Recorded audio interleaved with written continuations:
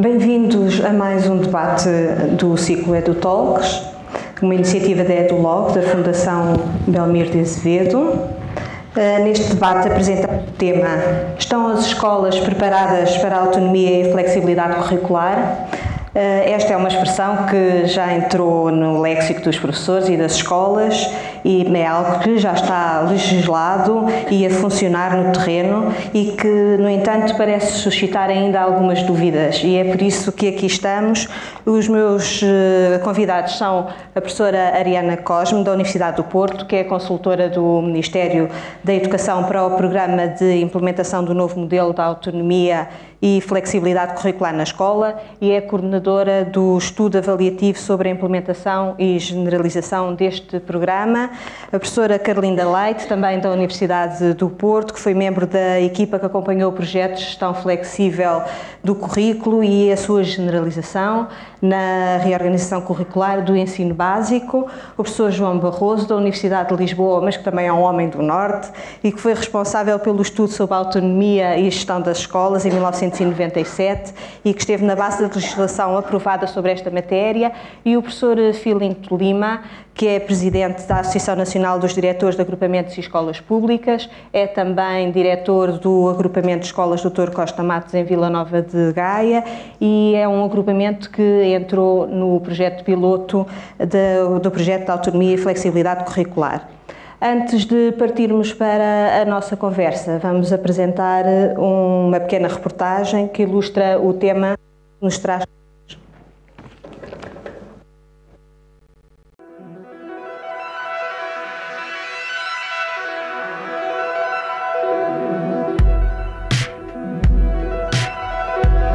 Descentralizar, desconcentrar, diversificar.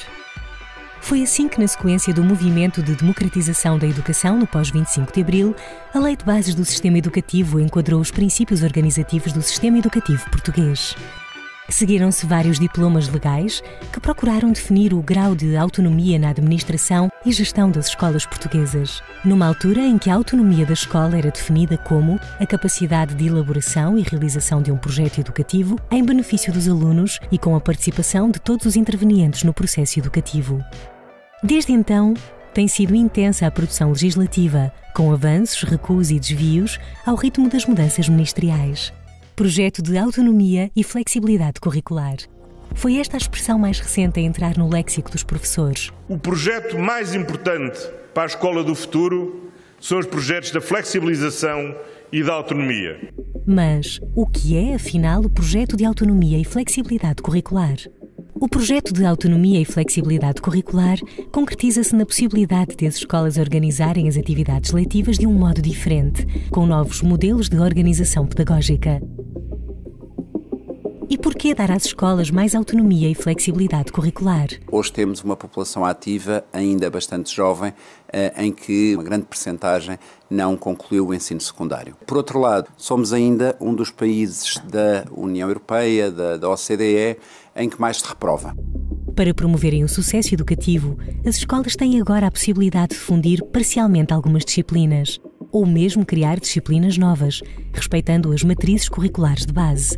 Organizar semestralmente as disciplinas. Criar domínios de autonomia curricular que possibilitam dedicar tempo letivo a projetos de natureza interdisciplinar. E integrar nas matrizes curriculares a disciplina de cidadania e desenvolvimento. Para tal, as escolas podem gerir autonomamente até 25% do currículo.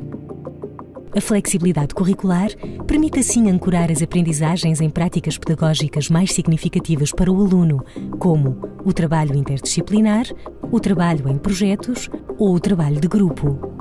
Em torno deste projeto existem novos documentos de referência no ensino. As aprendizagens essenciais, que reduzem os conteúdos a lecionar, mas pretendem torná-los mais significativos, e o perfil dos alunos à saída da escolaridade obrigatória, um documento orientador de referência para todo o sistema educativo. Este perfil diz-nos que Um aluno é não apenas um detentor de conhecimento, sendo que o conhecimento é estrutural, obviamente, na escola, mas é também alguém que sabe pesquisar informação, mobilizar esse conhecimento em novas situações, que sabe relacionar-se com os outros e trabalhar de uma forma cooperativa, que domina diferentes linguagens, que consegue comunicar através de diferentes meios e de diferentes formas, que se preocupa com o seu bem-estar individual e comunitário, que é capaz de se deslumbrar com aquilo que é belo no mundo, ou seja, desenvolve também competências relacionadas com a sensibilidade estética e artística. Mais do que memorizar e acumular informações, pretende-se que os alunos desenvolvam competências que lhes permitam saber lidar com um mundo cada vez mais complexo e em acelerada transformação. O objetivo aqui é permitir que as escolas encontrem as formas próprias para garantir que todos aprendem. Depois de uma fase piloto que envolveu 226 unidades orgânicas, esta política foi plasmada no Decreto-Lei nº 55/2018, de 6 de julho, que estabelece o currículo dos ensinos básico e secundário e os princípios orientadores da avaliação das aprendizagens. Mas estarão os professores motivados e preparados para alterar as suas práticas pedagógicas? Que investimento está a ser feito na formação? Estarão preparados para adotar as designadas metodologias ativas de ensino? E será suficiente o acompanhamento e monitorização deste projeto que está a ser feito no terreno? Estão as escolas preparadas para a autonomia e a flexibilidade curricular?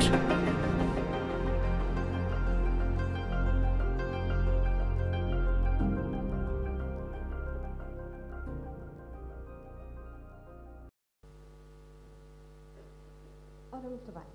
Professora Carolina Leite, andamos há 20 anos a falar de autonomia, ou há mais? Porque já estava prevista na Lei de Bases do Sistema Educativo em 1986, não é? Portanto, há mais.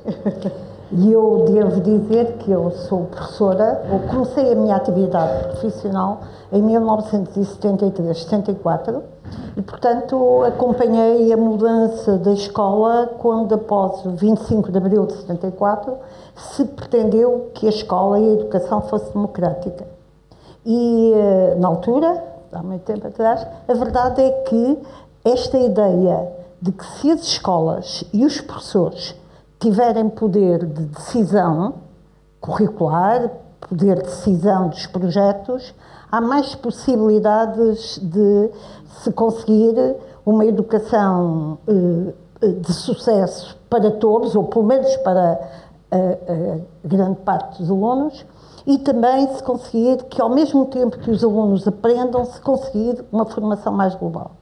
Claro que, quando eu volto atrás nas minhas memórias, isto passou muito tempo, e não quer dizer que os discursos sejam repetidos, porque vão ganhando novos sentidos. Mas esta ideia, de facto, esteve sempre presente no movimento que na altura se chamava dos otimistas pedagógicos, porque queriam romper com lógicas tradicionais e que foram progressivamente, com algumas das medidas políticas, configurando novos sentidos. E nestas medidas políticas, umas vezes há uns avanços e noutras vezes há uns retrocessos. E já que me apresentou como tendo acompanhado a gestão flexível do currículo, de facto, no final dos anos 90, houve esta ideia de corporizar, de concretizar, que se as escolas e os professores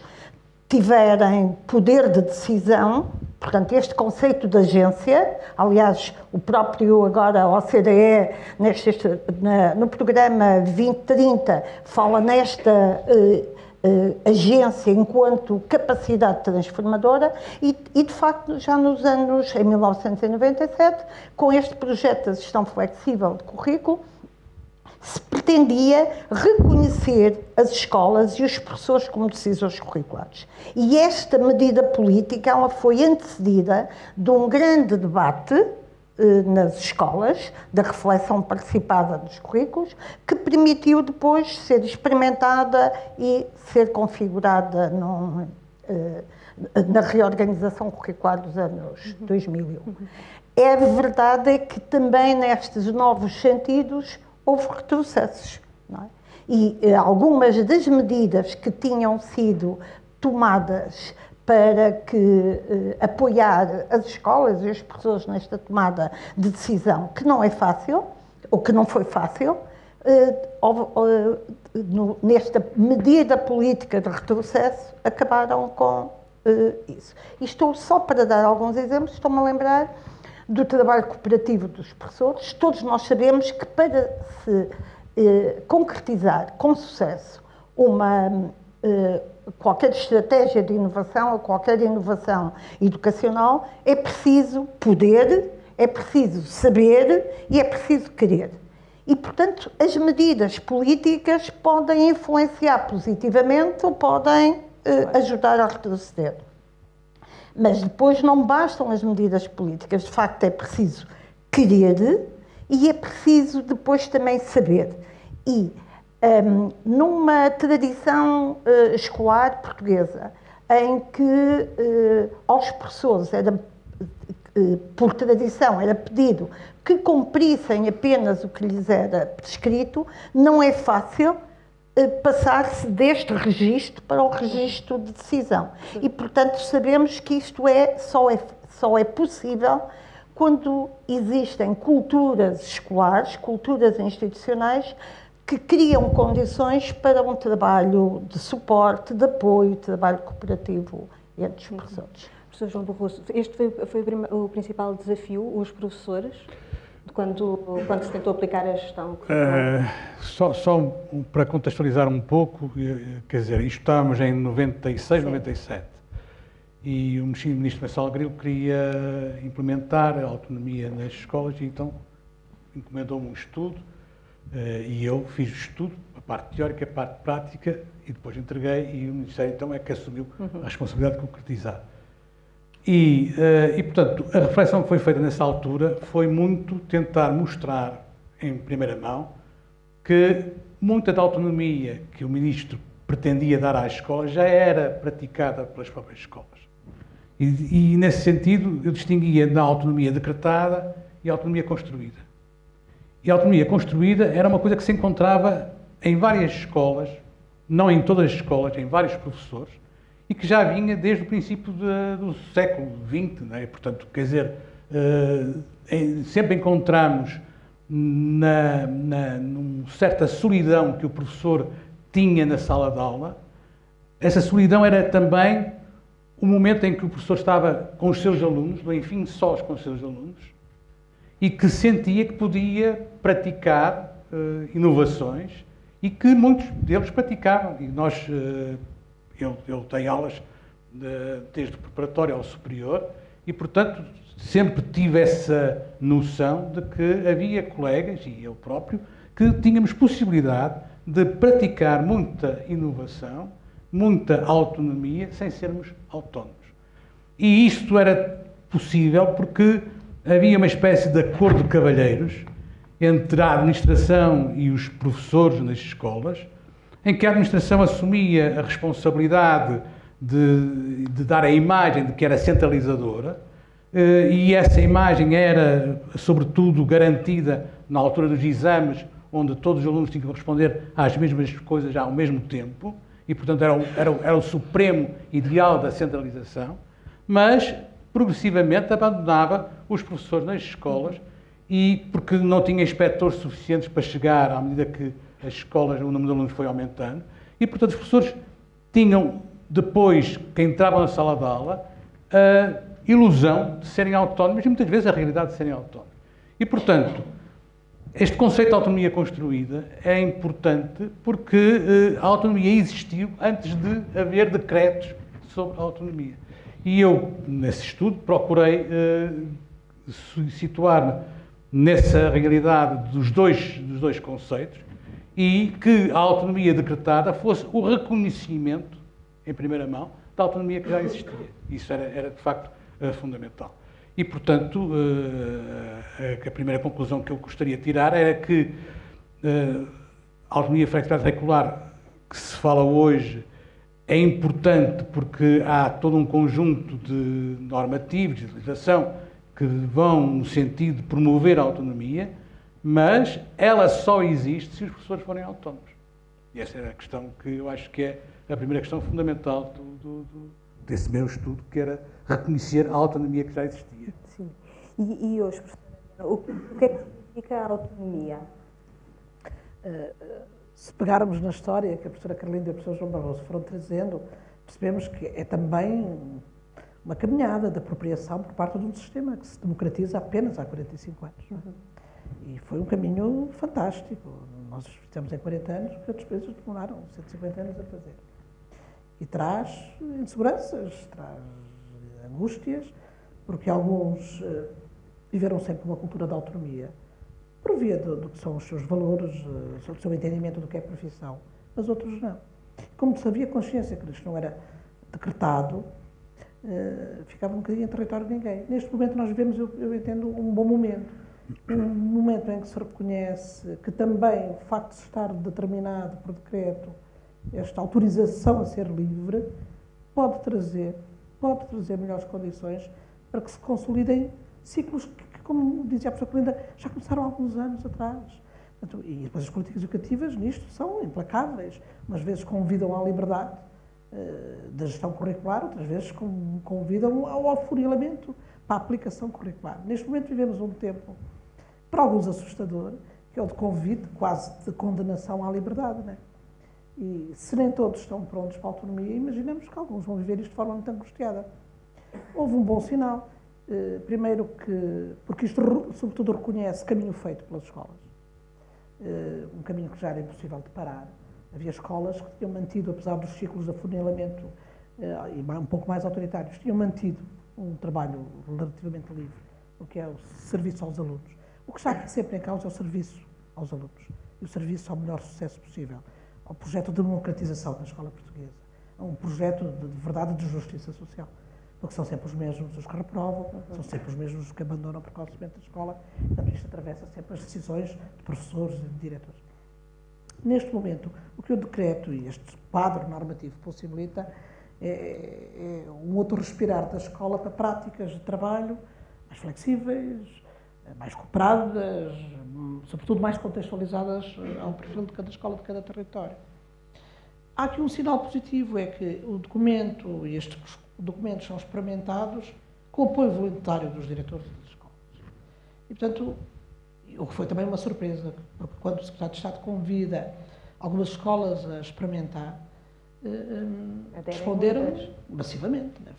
Começou até por ser algum susto. Né? 200 e quase 30 escolas disseram: nós queremos ajudar a experimentar. Agrupamentos. Foi um pouco. Não há pilotos tão grandes. Do ponto de vista académico, como é que se apoia, monitoriza, do ponto de vista do sistema educativo e da própria estrutura do Ministério, como é que se faz o acompanhamento, a monitorização de tanta gente. Público e privado, o que foi um momento muito importante, é que o privado e o público avançam juntos, é a rede da escola, que está a caminhar juntas para outro tipo de trabalho. E eu acho isto um sinal interessante, que vale a pena potenciar. Não sabemos como é que as coisas depois evoluem, mas neste momento há aqui uma noção de rede. A escola foi junta, 60 escolas da rede privada e as outras, e a diferença aos 280 da rede pública, fizeram o primeiro caminho o ano passado juntos. Este ano decretado, de facto, para todos, com esta possibilidade das escolas poderem escolher mexer ou não na sua matriz curricular. Porque sabia que não adianta por decreto, não há transformações por decreto, é preciso deixar que cada pessoa viva o seu próprio tempo de autonomia. E elas nunca estão prontas. Quando estamos num determinado estado, sentimos necessidade de avançar para o outro. Nós nunca estamos prontos.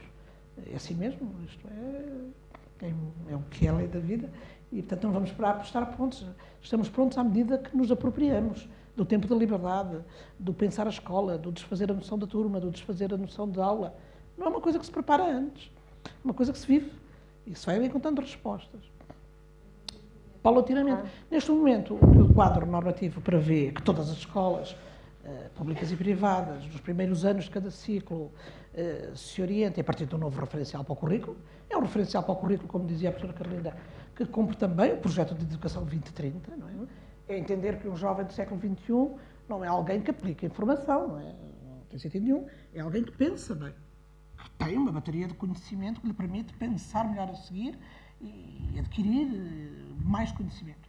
Mas, sobretudo, com pensamento crítico, com uma grande originalidade na forma de pensar.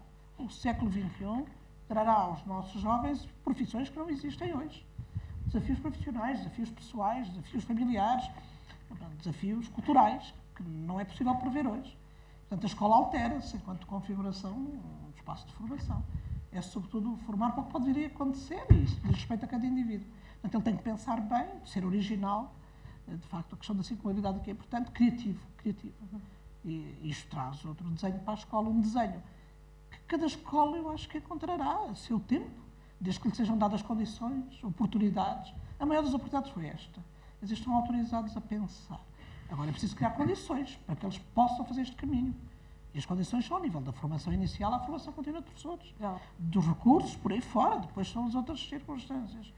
Mas eu penso que é um aprofundar do caminho, que tinha sido iniciado em 89. Portanto, não há novidades. Há um aprofundar das responsabilidades que tinham sido sistematizadas, avaliadas e, portanto, acho... Lima, há alguma novidade? Ou, de facto, é esta continuação do que já vinha sido feito e que depois, portanto, interrompido? Muito bem. Em primeiro lugar, boa noite a todos, aos que estão aqui na plateia, aos colegas também que estão aqui comigo, que é um prazer estar com estas pessoas que sabem muito de educação, também estou lá em casa. Eu sou professor, sou diretor, mas eu sou professor. A minha carreira de diretor é efêmera, será por alguns mandatos, no máximo de 16 anos. Portanto, queria que me tivessem em conta que eu sou professor. Eu acho que, primeiro dizer o seguinte, há escolas que estão com esta matriz curricular, porque são obrigadas a estar, mas estão com 0% de alteração. E são escolas que funcionam bem. Portanto, não há qualquer espécie de dúvida que isto não é o único caminho para o sucesso dos alunos. Ora, acho que é um excelente caminho. Se for aproveitado por cada escola, de acordo com o seu contexto socioeconómico em que se situa, e se vier de dentro para fora. Eu penso que, de facto, este projeto tem essa virtude, de alguma forma veio legitimar, veio legalizar aquilo que alguns diretores e alguns professores faziam no seu dia-a-dia e que não era muito do agrado da Inspeção-Geral de Educação, porque não estava conforme a norma. Eu penso que o sucesso desta medida, nas escolas onde está a ser aplicada, se deve muito àquilo que diariamente se faz nas escolas à custa dos professores. Não são os contratos de autonomia, tiveram uma apreciação muito negativa há 15 dias atrás do Tribunal de Contas, que dão autonomia ao diretor. Não são. São este tipo de projetos que dão a chamada autonomia na gestão do currículo, que é sequer o diretor não quer autonomia financeira, porque não há dinheiro nas escolas, como vocês sabem, quer este tipo de autonomia e sabe aproveitá-la. Se tiver que aproveitar. Há escolas, como eu disse, que não estão com 0%, neste caso, ao nível deste projeto, e que têm sucesso fantástico. Não tem que entrar neste projeto. Agora, penso que, de facto, isto é importante. Agora, eu temo é que isto seja... Temo que não haja um pacto neste particular. Eu acho que devia haver um pacto para a estabilidade na educação. O Dr. Marcelo Rebelo de Sousa fala muito e apela muito às convergências na educação, na saúde, na justiça. Eu acho que ele tem alguma razão. Olhem, há uns anos atrás houve um pacto para a asneira. O PSD e o PS patrocinaram esse pacto. Portanto, eu estou dos dois lados, não estou contra ninguém, ou estou contra o governo de direita e o governo de esquerda quando criaram os mega-agrupamentos. Na minha opinião, os mega-agrupamentos, a maior asneira em termos de organização do nosso país. Os mega-agrupamentos. Não são os agrupamentos. Depois, recentemente também, o PS, com o alto patrocínio do PSD, labraram um pacto para o desconhecimento. Foi o pacto, na minha opinião, da descentralização. Ambos concordam com esse pacto. Eu pergunto se não valeria a pena, na educação, labrar um pacto onde tivesse em conta duas situações. Uma que estamos a falar aqui, o currículo, nós estamos a falar do currículo, acho que é importantíssimo. Embora eu saiba que o currículo tem a ver com as ideologias e cada governo tem a sua ideologia, eu sei disto tudo, mas valeria a pena manter o currículo durante alguns anos e não estar a mudá-lo consecutivamente. Isto confunde os professores, confunde os pais e eu acho que não é do agrado de ninguém. E também, já agora deixa-me dizer, outro item que eu acho que devia entrar neste pacto para a estabilidade ao nível da educação é a famosa avaliação externa dos nossos alunos. Nós sabemos que quando tiver no governo um partido de direita, vamos ter exames. Isso que é até positivo em algumas circunstâncias. Sabemos que quando tiver um governo de esquerda, vamos ter pobres da aflição. Isso que também é positivo. Agora, eu acho que devia haver aqui um equilíbrio para que a máquina educativa não mudasse por tudo e por nada. Que é o que sucede não só na educação, mas até nos vários ministérios. Não estou a dizer mal deste ministério, não estou a dizer mal do ministério anterior Nuno Crato, que o que ele deixou ruiu completamente, estamos noutra era, não estou a dizer mal. Acho que valeria a pena um esforço dos nossos partidos políticos para que a educação não mudasse ao sabor das marés. Muitas mudanças, por vezes, também contribuem para a desmotivação dos professores, não é? Muitas destas mudanças, dizia eu, contribuem para a desmotivação dos professores. Contudo, voltando um bocadinho mais atrás, a montante também é a formação, preocupar-nos com a formação dos professores para conseguir publicar estes programas, nomeadamente com a flexibilidade. Nesse sentido, a professora tem também a experiência de...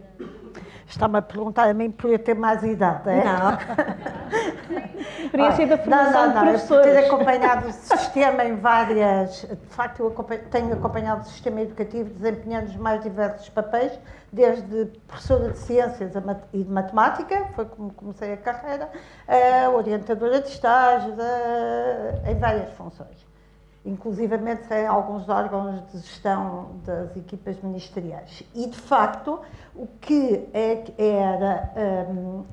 o que foi dito, de facto, esta experiência já me permite ter consciência clara que, muitas vezes, estas medidas políticas, precisamente porque não são, muitas vezes, de continuidade ou de aprofundamento ou de melhoria, de facto, fazem desacreditar e desmotivam.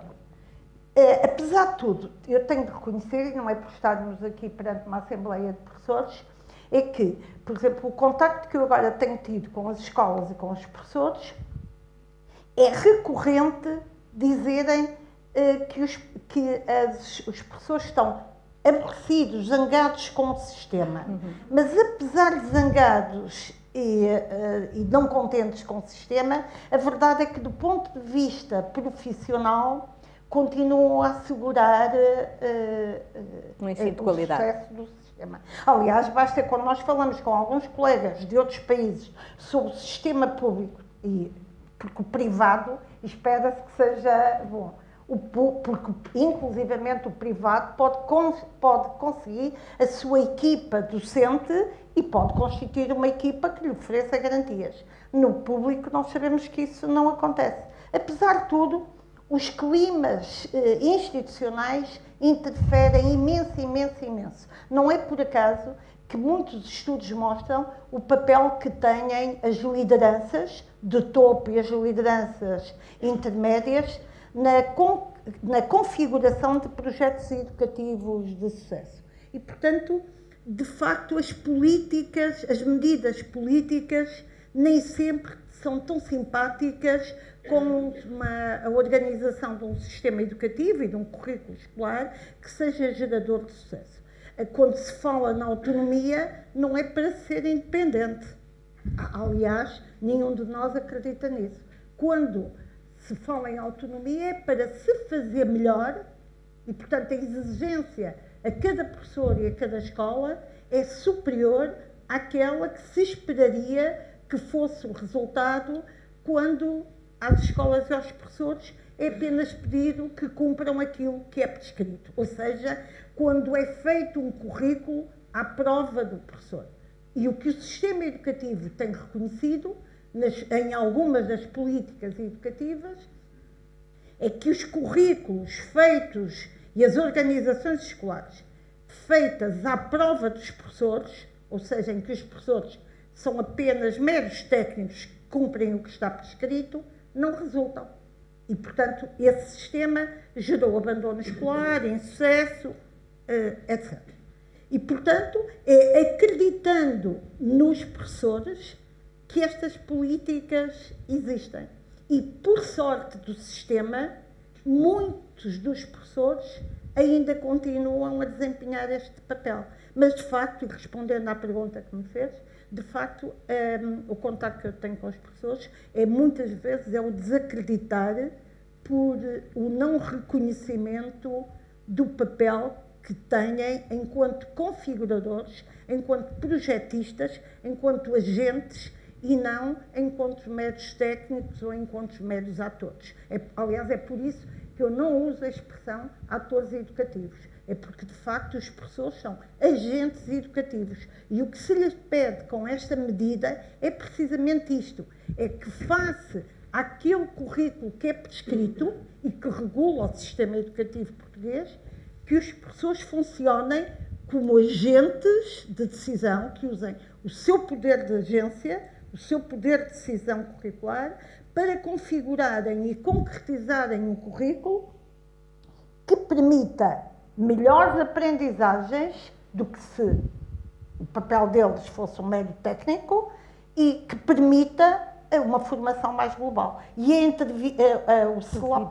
o flash que passaram da entrevista ao secretário de Estado, ele tornou isto imensamente claro o que se pede aos professores. Agora, se os professores me perguntarem, isso é fácil? Não é fácil. Na gestão flexível de currículo, eu convivi com muitas situações que não eram fáceis. E não são fáceis pelo que foi dito, nomeadamente porque na formação inicial de professores não é este o modelo, que não há oportunidade, mas claro que a formação de professores, tal como nas outras profissões, não se esgota com a formação inicial. E, portanto, a formação contínua e continuada dos professores tem de cobrir esta missão. E depois, as formações informais. E eu, quando às vezes entro numa escola, parece impossível, como às vezes, então no primeiro ciclo, isto é tão frequente, como à volta de uma mesa, onde se toma um chá, onde se bebe uma bolacha, se combinam e tomam decisões... Como uma bolacha, talvez. Come-se uma bolacha. E onde se tomam decisões tão importantes ao nível dos projetos. E estes momentos informais e também formais são cada vez mais necessários. E isso, o meu acompanhamento de projetos de gestão flexível de currículo permitiu-me tomar consciência clara que é preciso animar e estimular. Professor, o desafio está na formação ou está depois à mesa com o chá e as bolachas? Não, em relação aos professores, eu já várias vezes tenho dito isto, que os professores têm razão em serem muito desconfiados em relação à autonomia, principalmente pela desconfiança do Ministério, que é rápido a fazer legislação, mas muito, muito lento a cumpri-la. E eu referia que os professores, quando na brincadeira, que dizem que a autonomia é como o Pai Natal. Todos sabem que não existe, mas todos fingem acreditar nele. E, portanto, de facto, os professores já há imenso tempo que ouviram falar em autonomia e sabem que a autonomia decretada vem muito longe e, portanto, vão criando, os que têm resistência, vão criando mais resistência. E, portanto, nesse sentido, eu acho que o que há correto neste ponto de vista é dizer nós damos as condições para, mas agora as escolas avançarão na autonomia conforme as suas possibilidades, os seus interesses, os seus recursos. E nesse aspecto é positivo e nesse aspecto há alguma esperança que isto possa seguir o seu caminho. Mas eu gostava de dizer que não se pode pensar na autonomia só, sem se pensar na descentralização também. O professor falou há bocado na descentralização e esse é um aspecto importante, porque significa que há competências administrativas e financeiras que as escolas não estão a ter e que necessariamente terão que passar para as autarquias. E eu, nesse sentido, acho que o que tem acontecido muito é que a descentralização tem sido vista, sobretudo por um lado mais ligado ao poder político e a autonomia mais ligada ao nível pedagógico. E, nesse sentido, há necessidade de, alguma vez, e agora poderia ser a ocasião, de se estruturar de novo o sistema em que o Estado Central mantém as suas funções de regulador e de avaliador, as autarquias, sobretudo com a descentralização, o poder administrativo e financeiro, e as escolas, o poder pedagógico.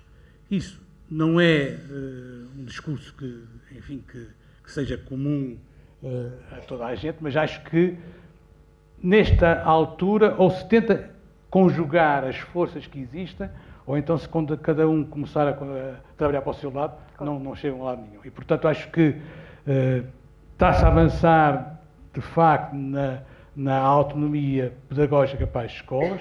É preciso contemplar também a descentralização. De facto, avançou-se com o acordo entre o Partido Socialista e o Partido Social Democrata, mas não teve consequências para já. E é preciso reestruturar o papel do próprio Ministério da Educação, que tem que ter uma função muito mais de topo, muito mais ligada à regulação do sistema e à avaliação. E tem que ser uma conjugação de forças dos três polos, senão voltamos outra vez ao princípio, é que a autonomia é só para esconder a centralização e continuará, portanto, assim. Claro. Professora, que avaliação é que é feito do primeiro ano deste projeto? Este projeto é um projeto de autonomia pedagógica e curricular, é disto que falamos, não é? Estamos a falar de, pela primeira vez, poderem conviver no país, vários modelos de trabalho e de funcionamento da vida das escolas. Nós, paradoxal que pareça, reconhecendo que uma turma tem uma diversidade de necessidades e, por isso, de soluções, para o país aplicávamos o mesmo desenho para o país inteiro. Até setembro deste ano havia uma só matriz curricular. Era obrigatório continente e ilhas fazer escola da mesmíssima maneira. Reconhecendo que uns contextos eram de intervenção prioritária, outros muito vulneráveis do ponto de vista da pobreza, ou das marcas sociológicas, outro, ao contrário, de territórios, enfim, muito empoderados, capazes de desenvolver expertise de outra natureza. Não era possível, era insustentável. Não era possível evitar a mudança. E há mudanças que são muito boas. Eu não acho que a mudança por si é um problema. Se a mudança nos contribuir para momentos mais importantes, mais relevantes, mais significativos da vida da escola, elas são muito bem-vindas. E, portanto, há estabilidades de que eu não me lembro com saudades. E, por isso, a mudança aqui é boa, é no sentido que diz não é possível que 811 escolas deste país possam ter o mesmo desenho. Havia aqui alguns ensaios, há muitos anos, quase 20, que os territórios educativos de intervenção prioritária, que são os territórios, sobretudo nas pontas das fragilidades das extensões sociais, funcionavam com algumas liberdades. A matriz tinha algumas autorizações, com um pouco mais de recursos, poder com coadjuvações, tutorias, etc., fazer escola de outra maneira. Isso inspirou muito também este projeto. Tínhamos também as escolas profissionais. Pela natureza do seu público, tinham criado uma história diferente. E uma história muito interessante e muito bem sucedida. Outro tipo de organização das disciplinas, da informação dos professores, das equipas de trabalho. Todas essas experiências nas pontas do sistema ajudaram a influenciar isto, que é hoje uma possibilidade. A possibilidade de cada escola conseguir realizar. Neste momento nós temos em Portugal dois momentos. O momento das escolas todas, que são convidadas a utilizar até 25% da liberdade, no equivalente às horas semanais, para fazer escola de outra maneira.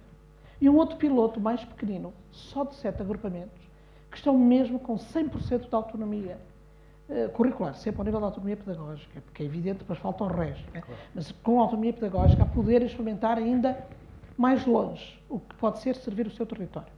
Tem como grande objetivo, um objetivo duro, que é sucesso pleno. É um objetivo duro, porque estas coisas não são fáceis. Alguns alunos parece que se boicotam a si próprio, as suas circunstâncias de vida parece que não ajudam. E, portanto, a responsabilidade é brutal destes 7 agrupamentos. Eles são 7 projetos de inovação pedagógica que estão autorizados a mexer no calendário escolar, na forma como organizam as turmas, as classes, sem mais €1, sem mais uma hora de crédito horário, sem poder fixar professores. Aqui a ideia é, fazendo escola de outra natureza, de outra maneira, portanto, suspenderam-se os normativos todos, o que é que isto pode levar? Este piloto está em andamento, está a ser monitorizado e vai influenciar um artigo que agora o Decreto-Lei 55 também traz, que diz que está a sair a qualquer momento um despacho que vai regulamentar isto.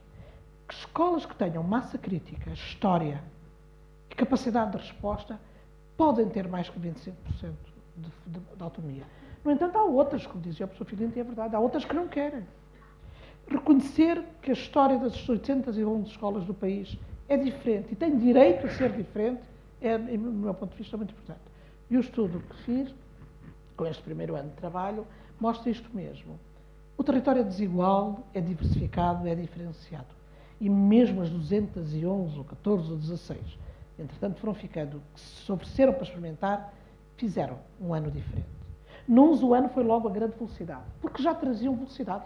Já tinham vivido tempos de autonomia consentida, agenciada, quer dizer, construída. Portanto, uns foram com grande velocidade. Outros, a velocidade parecia grande, mas não era consistente. Outros, foi um ano, sobretudo, de encontro consigo, de debate sobre os conceitos, sobre a estrutura, sobre o funcionamento. Parecia que não estava a acontecer nada, estava a haver um trabalho muito interno. E noutros não aconteceu coisa nenhuma, não é? Portanto, como imaginam, um piloto tão grande de 200, há estas mesclas todas. Portanto, o território é desigual, é diferenciado, como numa turma, quando temos alunos. Como numa turma, uns vão depressa, outros vão devagar. Poder respeitar este andamento diversificado, mas sempre responsabilizado para apoiar quem mais precisa. É porque isto vai deixar a nu que há territórios e escolas que vão precisar mais de apoio que outras. Não é porque não são competentes, é porque precisarão de uma retaguarda que outras não precisam. Mas que tipo de apoio?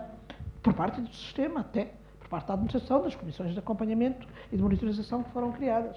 Algumas escolas vão sozinhas. É como alguns alunos aprendem apesar dos professores.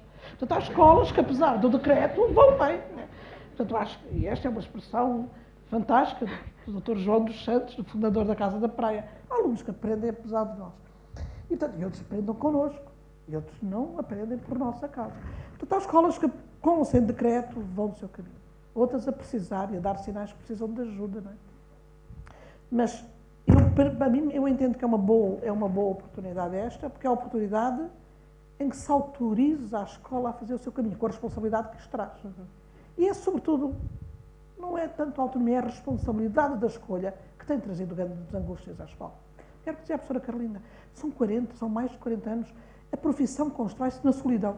Há bocado era uma palavra do professor João Barroso. A profissão desenha-se na solidão.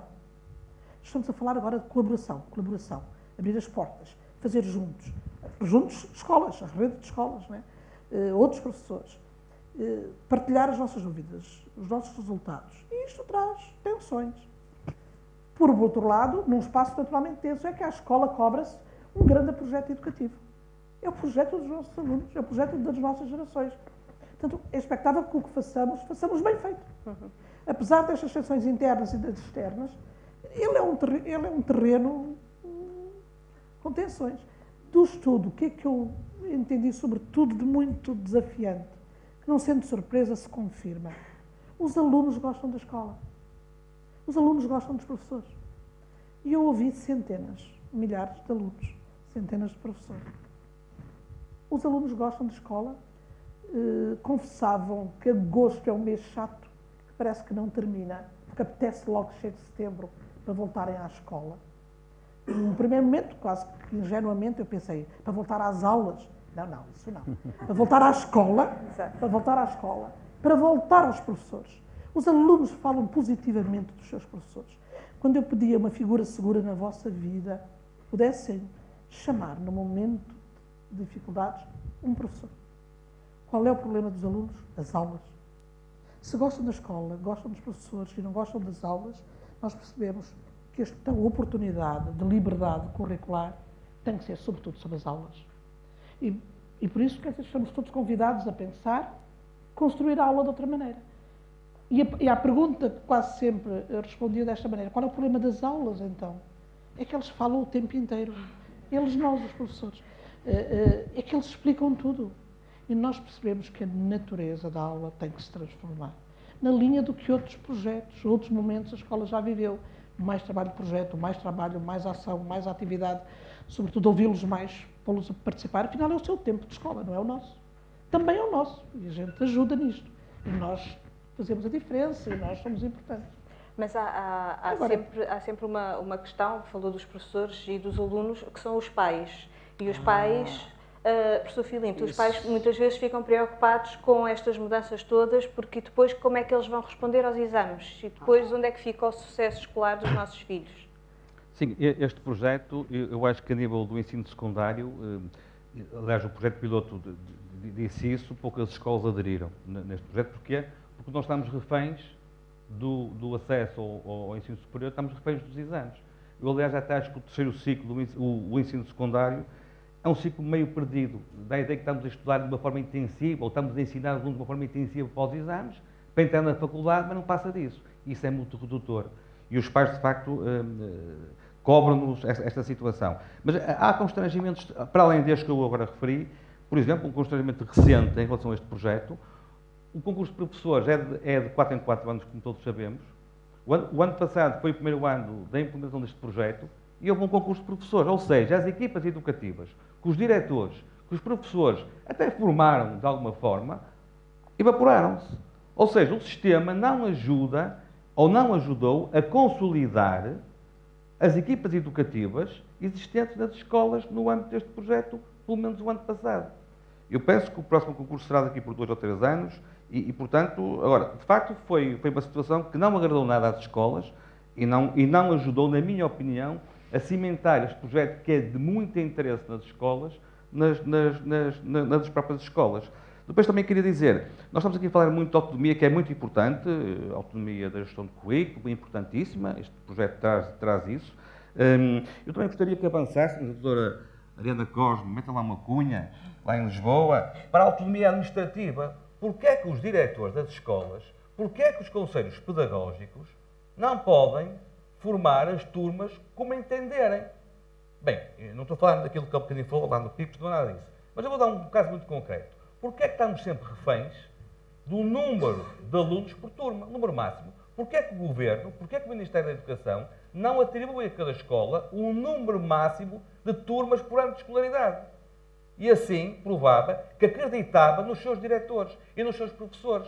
Porque sou eu que conheço a minha realidade, a minha escola, o contexto socioeconómico. Não é 24 de julho, que não conhece nada da minha realidade, naturalmente. E isso era acreditar nas escolas e não ir ao bolso dos contribuintes.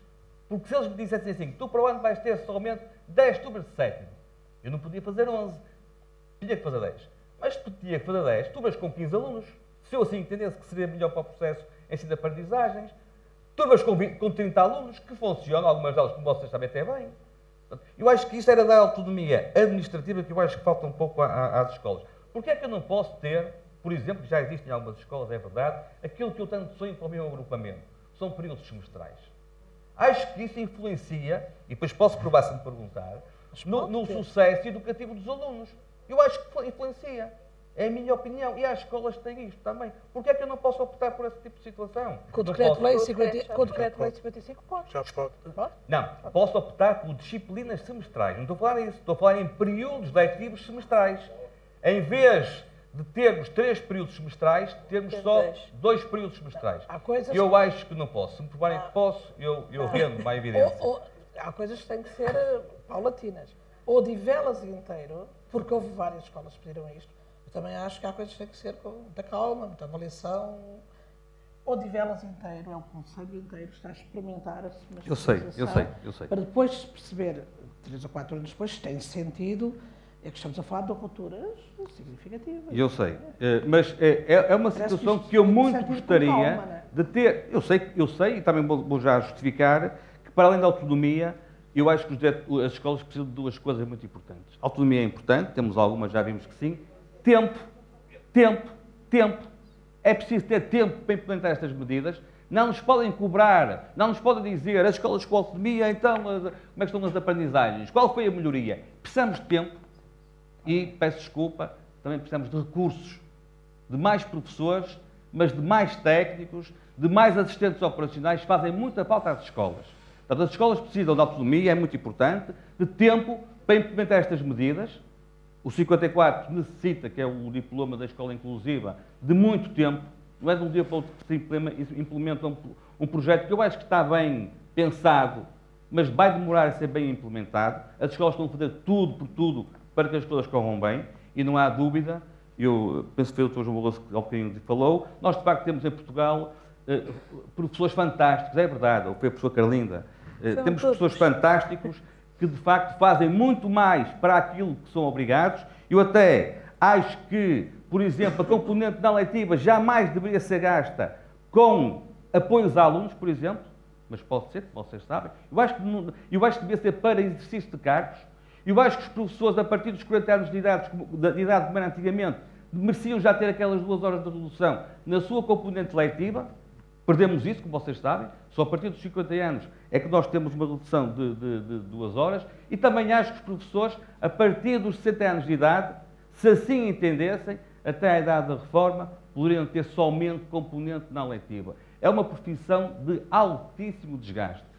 Depois, em relação àquilo que disse, e muito importante, Dr. João Barroso, a descentralização. Nós, diretores, que rima um bocadinho ou não rima com a flexibilidade. Nós estamos muito desconfiados com a descentralização. Nós quase não fomos escutados, não fomos ouvidos, a não ser publicamente quando falamos. Percebemos que a descentralização vai tocar a educação, vai tocar na cultura, na segurança social, na saúde, em vários setores. Há avanço e há recursos. Há uma grande indefinição. Eu até acho que é uma descentralização à la carte. Cada município escolhe o que melhor entender. Portanto, nós estamos muito desconfiados disto e, como disse o Dr. João Barroso, eu acho que é muito necessário estar à cuca, estar à tabela e estarmos atentos à matriz de competências, que eu acho que o segredo reside na matriz de competências, que é saber o que é que o Ministério da Educação com competências vai ficar, quais são as competências futuras das câmaras municipais e quais são as atribuições ou as competências das escolas. Nós estamos atentos a isso e de facto, uma matriz de competências bem elaborada, clara, eu acho que pode ser a chave do sucesso. E quero também dizermos que em alguns concelhos do país, há um projeto piloto em 15 concelhos, aquilo que eu me apercebo, eu não sou nada pessimista, é que as coisas não estão a correr mal. Não estão a correr mal porquê? Porque houve uma matriz de competências que foi dialogada, que foi acordada, que foi consensualizada entre estas 3 partes que fazem parte, portanto, do sistema educativo nacional. Obrigada, professor. Eu passava agora a palavra à plateia, porque há de certeza perguntas, dúvidas que queiram ver esclarecidas e temos aqui as melhores pessoas para as esclarecer. Peço que há microfones na sala, só faltam dedos no ar. Só custa a primeira. Já está aqui à frente, por favor, deste lado.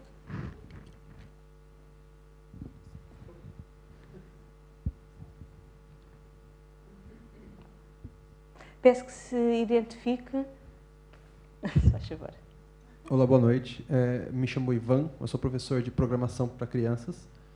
E uma dúvida que eu sempre tive quando se fala em flexibilidade e autonomia é o quanto a forma que são avaliados os alunos, normalmente notas de 0 a 10, 0 a 20, e avaliados todos iguais, mesmo sendo tão diferentes, pode comprometer e atrapalhar o processo de autonomia das escolas que têm realidades diferentes, e os alunos terem realidades diferentes. Como que a avaliação, a forma que eles são avaliados, pode, além de atrapalhar no processo de manter o aluno na escola e interessado na aula e motivado a continuar aprendendo, atrapalha que os professores sejam criadores e planeadores do processo das disciplinas e como são feitas as aulas de aula. Obrigada. Professora Ariana. Quero juntar mais perguntas já? Mais alguma?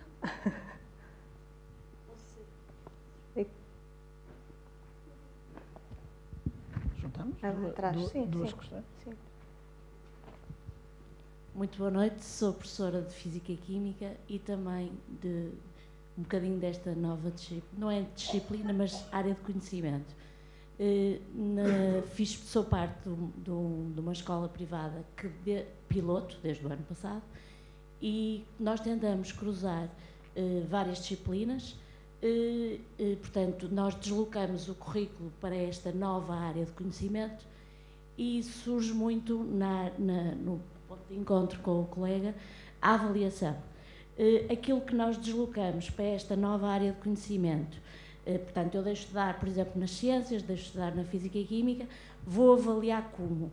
Portanto, essa parte não vai ser avaliada na disciplina da qual esse conteúdo saiu, porque nós estamos a avaliar agora numa nova metodologia, mas a avaliação é feita como?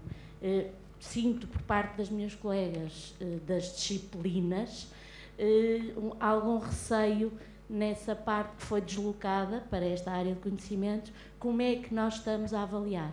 E pronto, gostaria de saber eu acho que as dúvidas vão sempre muito neste sentido, da avaliação. Professora? Naturalmente que um projeto destes morrerá na praia, se na avaliação dos alunos não houver consequências também ao nível de novas oportunidades, de reconhecimento de capacidades dos alunos, também naturalmente do domínio dos conhecimentos e das atitudes. As aprendizagens essenciais ajudam a ler os programas, porque não se pode mexer nos programas, apesar deste ruído de que se muda muitas vezes os programas, eles de verdade têm tempos de blindagem largos, e uma das grandes acusações da maior parte dos professores que eu ouvi neste ano foi eles não terem sido mudados. Vejam, até parece que se mudam tantos, mas na verdade a maior parte das pessoas queixam-se que eles não foram mudados, não podendo ser mudados, foi construído um documento, um referencial para o currículo de outra natureza, que permita agilizar os programas. As aprendizagens essenciais, de acordo com o perfil, prevêem que os alunos sejam estimulados a desenvolver 3 grandes campos, o dos conhecimentos, o das capacidades e o das atitudes. Portanto, espera-se que, consequentemente, a avaliação possa também ela trazer, enfim, como resultado, o esforço, mas também a prestação e a performance dos alunos nestes 3 grandes campos. E quando falamos de conhecimento disciplinar, mas também de conhecimento interdisciplinar e de conhecimento prático. Nós percebemos que temos neste momento na mão uma série de frentes para a avaliação dos alunos, para poder encontrar áreas de respiração de sucesso dos alunos. Nós estamos a falar de um projeto de escola obrigatória. Não podemos ser ingênuos. Num projeto de escola obrigatória, a progressão é a ordem natural da escola. E nós, se entrarem no sistema meio milhão, é para sair meio milhão. Nós não temos reprovação em Portugal. Não existe reprovação em Portugal. Não. A escola é obrigatória durante os anos. Nós temos como possibilidade legal, para que um aluno aprenda mais e melhor, criar-lhe a oportunidade de ele repetir alguns meses de trabalho, algum ano de trabalho, alguma matéria. E é uma outra figura, é a figura da retenção pedagógica. Nós não temos retenção em Portugal, a reprovação em Portugal. E muito bem. Agora, a progressão é a ordem natural da escola. O que se espera é que a escola ensine o máximo que conseguir ensinar a uma criança. Para que ela possa aprender o máximo que for capaz de aprender. Reconhecendo que uma diversidade de uma escola obrigatória vai trazer percursos de sucesso, também eles muito diferenciados e muito distintos. A avaliação terá, e por isso é que no quadro da lei portuguesa, desde 1992, desde o famoso despacho 98A, é que a principal modalidade de avaliação é a formativa, contínua, sistemática. Ela serve, sobretudo, para a aprendizagem. Portanto, a principal modalidade de avaliação em Portugal apoia a aprendizagem, serve para apoiar a aprendizagem, contribuir para a aprendizagem, pilotando o trabalho dos professores, naturalmente dos alunos e das famílias. E depois, porque o nosso sistema está organizado por momentos formativos, há momentos em que fazemos a avaliação da aprendizagem. Portanto, nós precisamos trabalhar muito, é uma área forte, a exigir forte investimento por parte de todos, centros de formação de associações de escolas, especialistas, universidades, Ministério, para os próximos meses, para os próximos anos, voltar a trabalhar fortemente sobre a avaliação. Distinguir a avaliação para a aprendizagem da avaliação da aprendizagem. Portanto, prevêem-se várias frentes de trabalho, várias possibilidades para encontrar o tal sucesso de tantas frentes de trabalho dos meninos. Mas nós estamos a falar de escola. E a escola tem um programa que é previsto e prescrito. Espera-se que os alunos desenvolvam o máximo do que forem capazes de uma série de documentos e possibilidades e conhecimentos previstos, como aquilo que é desafiante. Nós estamos no campo da educação não formal, até de escola. E por isso o sistema tem alguns momentos em que também se avalia. A aferição é um instrumento de trabalho fantástico, em meu entender, para o sistema. É quando o sistema se mede, é quando o sistema não tem consequências sobre o percurso dos alunos, e muito bem, não é? Mas ela é precisa para que o sistema se consiga ler e perceber se estou muito longe, se estou muito perto, Nós fazemos a avaliação internacional, o PISA, o PILS e o TIMSS são muito importantes para Portugal. Perceber como é que estamos mais longe ou mais perto dos outros países, para nos compreendermos, para podermos projetar o futuro. É isto que faz um gestor, é isto que faz um diretor quando lê os relatórios dos seus exames, os relatórios da aflição. Pensa como é que estrategicamente a sua escola vai agarrar, suprir vulnerabilidades, aproveitar potencialidades. Quando falamos de avaliação, portanto, estamos a falar de um outro quadro. Uma das grandes frentes de trabalho do ano passado foi formar, outra vez, formadores para o campo da avaliação das aprendizagens, reforçando os centros de formação das associações de escolas, que são um instrumento de grande importância no país. São os centros que as escolas conseguiram construir e que apoiam a formação das suas escolas. Mas precisamos distinguir da avaliação da aprendizagem. Esta já é a segunda pergunta. A segunda pergunta é, muito bem, estão a trabalhar numa outra frente de trabalho, um domínio da autonomia curricular, que fizeram nascer para significar melhor a aprendizagem dos alunos, quer a física, quer as ciências. Mas podia ter incluído a filosofia ou a música. São sempre oportunidades. O conhecimento é sincrético, é holístico, por isso, quanto mais dialogar uns com os outros, mais interessante é. Segundo documentos legais, tem mesmo que contribuir para a avaliação da aprendizagem dos alunos. Os produtos que resultam, quer seja relatórios, debates, exercícios formativos, o portfólio que resultar dessa oportunidade tem que influenciar as notas e classificações das disciplinas que constituem esse novo domínio da autonomia curricular. É para isso que ele é criado, é para facilitar, para ajudar a aprender melhor. Se aprenderam melhor nessa oportunidade, isso tem que ter influência e consequências sobre as disciplinas. Senão nós teríamos uma escola bem-sucedida com más notas nas pautas. Não, estão a aprender muito bem. Nas pautas é que não víamos isso. Quer dizer, não, eles têm que ter consequências. É um caminho, e é natural que os colegas sejam inseguros. Tudo começou há poucos meses. Portanto, é natural, como dizia o professor Filipe, para o decreto-lei 55, pusemos testá-lo durante o ano, 54 não. E eles costuram-se os dois, não é? Estamos no ano 0, não é? E, portanto, é natural que haja muitas dúvidas. Mas não é um problema novo. Já da outra vez a avaliação era Não, o que eu acho interessante é que as duas perguntas focam sobre uma dimensão da avaliação que é a classificação. E, aliás, com muito interesse, porque, de facto, quando uma medida política pressupõe que a função da educação é promover aprendizagens cognitivas, mas também o desenvolvimento de competências pessoais, sociais, de intervenção, de espírito crítico, de tomada de decisão, a verdade é que implica que a avaliação na dimensão da classificação também tenha isso em conta. E, portanto, de facto, não vai ser fácil, mas tem de ser feita. Essa responsabilidade não pode ser apenas atirada para os professores. O próprio sistema tem de pensar.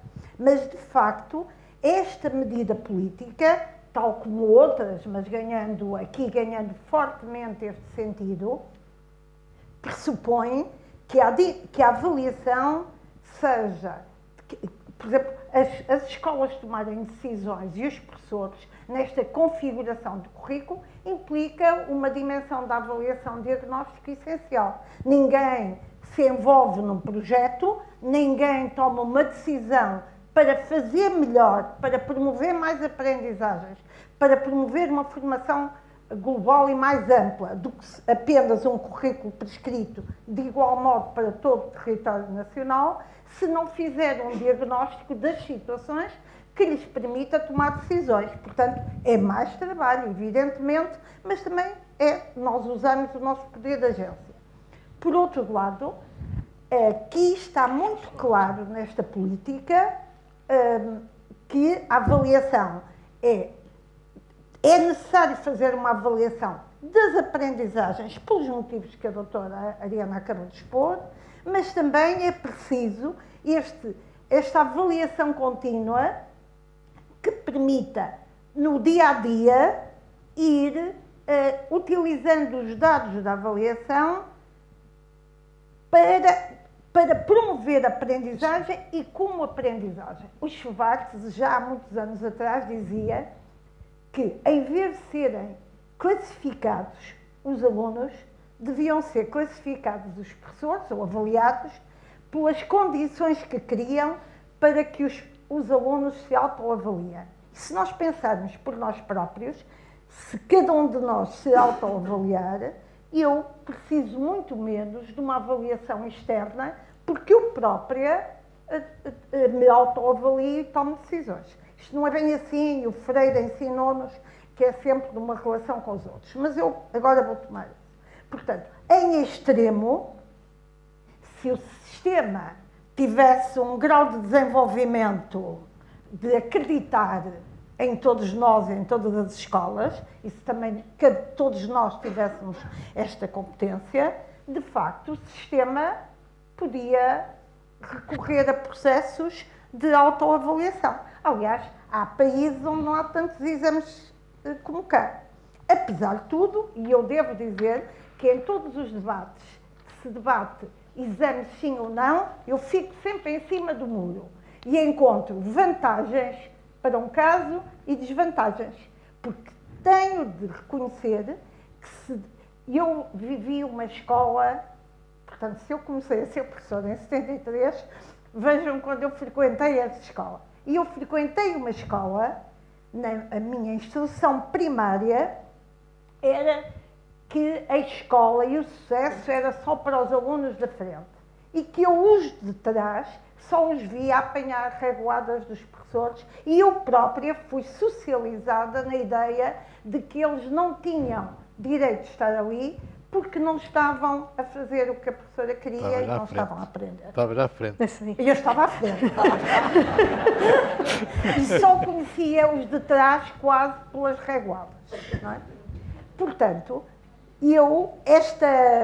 como eu já tenho uma experiência profissional e de vida grande, permite-me reconhecer que, de facto, a regulação, a avaliação enquanto fenómeno regulatório, no nosso país ainda é muito precisa, não é?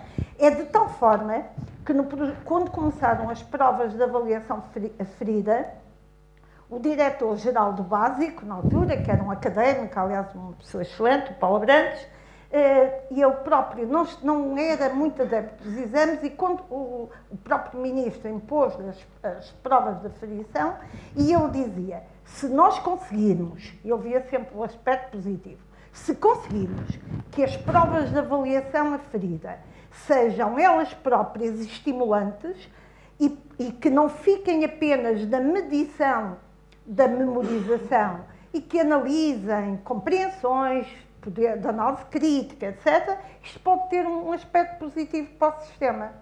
E eu corroboro perfeitamente isto, é por isso que eu me fico em cima da ponte e quem está a dizer mal eu digo bem, quem está a dizer bem eu digo mal. É? E porque de facto é preciso. E eu acho que os colegas que são professores e que conhecem os cotidianos das escolas, de facto, temos de reconhecer que a aferição do sistema é muito importante para o próprio sistema, para tomar medidas, mas também é muito importante para nós. Eu, quando peço aos meus estudantes para avaliarem a minha docência, numa escala de 1 a 7, se me derem 5, eu não sei se tive um ou 5, se me derem 5, eu vejo que alguma coisa funcionou mal porque eu devia ter 7. Ou pelo menos 6,9. Obrigada, é? Professora. Portanto, é bom embora fique chateada, eu queria ter um 7, claro, não é? É só para dar uma chega, a OCDE publicou em 2017 um relatório baseado no PISA de 2015 em que define várias competências e quem é que as pratica. A avaliação dos alunos e a definição do currículo é, em média, definida pelo diretor e pelos professores nos países da OCDE. O que significa, portanto, que nós estamos bastante longe dessa média. O que não quer dizer que não se possa atingir. O Schleicher, que esteve cá há pouco tempo para fazer, transmitir a opinião da OCDE sobre a situação do ensino em Portugal, dizia que o pior que nós tínhamos eram os exames. E, portanto, de facto, toda a gente diz mal dos exames, mas ninguém consegue viver sem eles. E, do ponto de vista da administração, é uma necessidade absoluta. E, portanto, dar com uma mão e tirar com a outra é muito o que está a acontecer nesse momento. E, portanto, os exames só acabarão quando houver condições nas escolas e nos professores para avaliar os alunos de outra maneira. De outra maneira. Obrigada. Há alguma questão? Aqui embaixo. Aqui embaixo. Aqui o professor António Sarmento.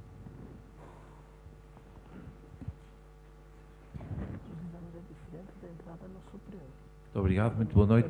Eu ia só fazer uma consideração. Primeiro, a professora Ariana Cosmo, quando disse que, de facto, a aportação que houve para esta dinâmica da autonomia pelas escolas profissionais, pelo trabalho de muitos anos, também, de facto, e até de legislação produzida e coisas que aconteceram, recorda-se também e sabe, de facto, e acho que foi muito importante para tudo o que aconteceu, que a partir de 2013 o privado já tinha os 25%, já tinha estruturas de autonomia administrativa e de funcionamento e de gestão curricular profundamente diferenciadas, de facto, com gestão curricular dentro dos ciclos, com possibilidade de modificar o tempo das aulas, com com as semestralizações, com tudo isso, e que de facto foi algo que penso que foi uma mais-valia para o debate e para o trabalho que foi feito quando até antes da participação nos próprios projetos piloto, quando tudo se elaborou, quando tudo se pensou,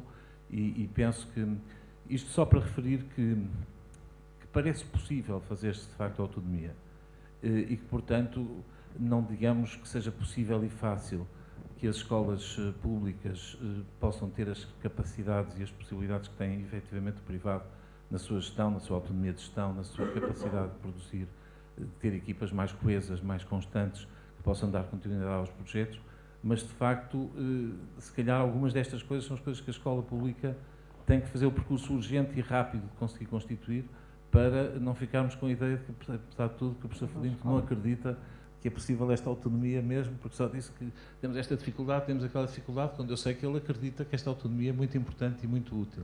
E, portanto, a minha pergunta era ao professor Felinto, definitivamente, se esta autonomia é possível ou não, feita também ao nível da escola pública, e para a doutora Ariana, um bocadinho a ideia, porque de facto foi uma coisa que me ficou um bocadinho atravessada. A minha escola entrou no projeto, no secundário, ainda por cima, temos vários problemas neste momento.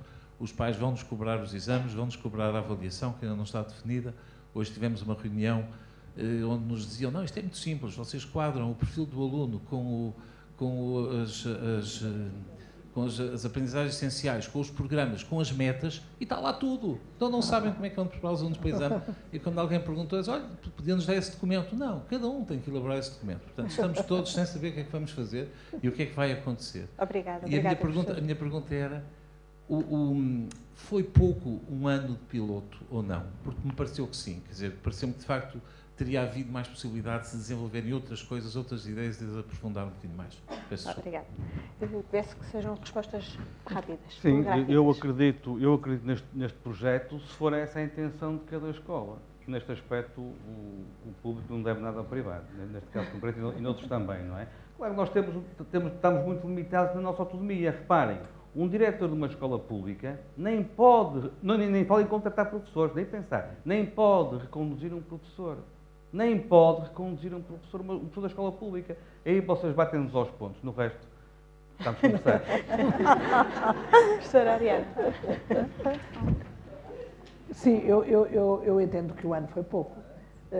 Se a pergunta taxativa era, um ano foi pouco para o piloto, sim, mas também percebemos que este é o último ano da legislatura. Depois nós temos os tempos políticos. Nós temos os tempos políticos, as legislaturas duram isto. O primeiro ano foi do diagnóstico, da preparação, de perceber o que estava a acontecer, da definição do cenário. O segundo ano do desenho. O terceiro ano vocês ajudaram a experimentar e o ano da implementação. Se experimentássemos há mais um ano, chegava a outubro e podia não haver consequências. Não é? Portanto, depois são os tempos políticos, que dizia o professor João Barroso, às vezes impedem este respirar. Apesar de tudo, era tão grande o piloto que havia aqui uma informação muito clara, que era impossível parar isto. Há escolas que terão sempre a liberdade de não acompanhar o comboio, mas é muita gente que vai no comboio. Já vai muita gente no comboio. O privado, naturalmente, ele entra em força no piloto porque já tinha uma história, né? Portanto, as escolas precisavam de respirar a escola de outra maneira. Porque a obrigatoriedade, a massificação da escola trazia respostas, exige respostas diferenciadas. Agora, há coisas a montante do sistema que é preciso resolver, né? A questão dos exames nacionais. Está toda a gente muito curiosa. O Secretário de Estado faz aquilo que pode fazer e tem que fazer, é enviar a carta de solicitação ao IAV. Mas quem desenha os exames, com total liberdade técnica, é o IAV. Portanto, também estou como vocês, muito expectante. Eu imagino que o enunciado deste ano dos exames fará ou muito ou pouco, ou sei lá, fará se calhar mais do que o piloto, pela transformação das práticas. Estamos muito inquietos. Uma coisa é a interpretação política e a carta de solicitação pede tanto o acompanhamento ao perfil, às aprendizagens, isto tudo. Né? Sobretudo, estes anos de transição trarão vários exames. Exames para quem está um ano no piloto, exames para quem está 2 anos no piloto, aqueles que ainda não entraram, vai ter que haver estas questões técnicas. Como o IAV vai interpretar isto, em termos públicos, a equipa de coordenação do IAV, mesmo com a substituição do Sr. Presidente, mantém-se com uma voz de grande sintonia com tudo isto. E um aluno bem preparado para a aprendizagem aguentará, também os exames foram mudando. Só antes de passar, eu cruzava um bocado isto com o professor Filipe e disse: o problema não são os exames nacionais. O problema é o acesso ao ensino superior. O problema é o acesso ao ensino superior assentar fortemente nos exames secundários. Os exames secundários terão que existir. Obrigada, professora. Professora, num minuto, o que é que devemos reter desta noite? O quê? Num minuto, o que devemos reter desta noite? Olha, devemos reter a concepção de educação e formação. Que esta política, as políticas, eu acho que as políticas influenciam, tal como influenciam as métricas. Hoje foi aqui muito claro que a métrica que pressupõe o acesso ao ensino superior influencia imenso. As métricas internacionais de PISA em Portugal constituem a abertura do telejornal, portanto influenciam imenso.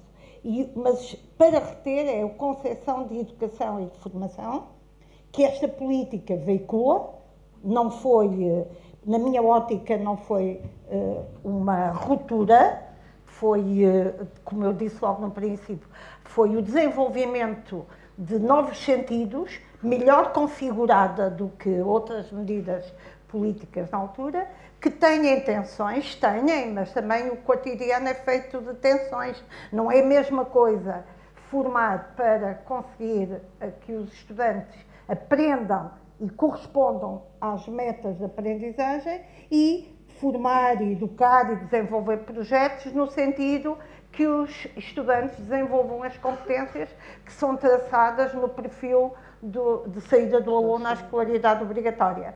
Mas precisamente estas tensões, na minha ótica, embora sejam difíceis de gerir, são positivas. Portanto, retenho isso. E depois retenho esta ideia que acho que o diretor de uma escola, representante dos diretores, realçam muito, é de que cada vez mais esta complexidade do ato educativo e da educação obriga a pensar que as escolas não podem ser apenas ter professores e alunos e auxiliares de ação educativa ou assistentes operacionais.